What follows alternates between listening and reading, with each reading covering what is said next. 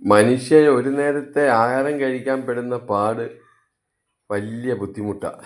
ഇവിടെ വന്നു കയറി ആധിപത്യം സ്ഥാപിച്ച് ഇവിടെ കുടുംബവാഴ്ചയൊക്കെ നടത്തി തള്ളയും മോളും കൂടെ ഇവിടെ കാണിക്കുന്ന പരിപാടി കണ്ടോ? അല്ല, ഒന്ന് ആലോചിച്ച് നോക്ക്.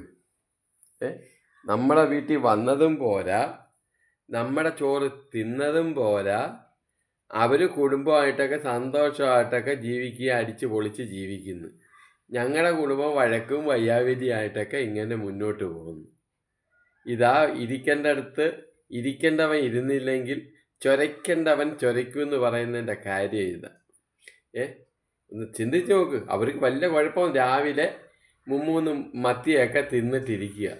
ആകപ്പാടെ കിട്ടിയ 7 മത്തിയാണ്. അത് 6 മത്തി അങ്ങ് കൊടുത്ത് 1 മത്തി ഇനി രാത്രി കൊടുക്കണം, അതിന് വെച്ചോണ്ടിരിക്കുക.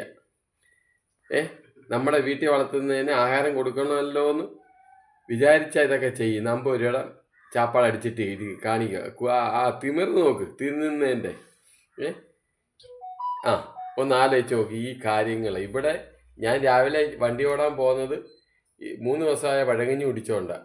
അവർക്ക് ഫ്രഷായ മീൻ കൊടുത്ത്, എന്നിട്ട് നമ്മളെ കളിയാക്കുന്നു. ഇതൊക്കെ ശരിയാണോടി?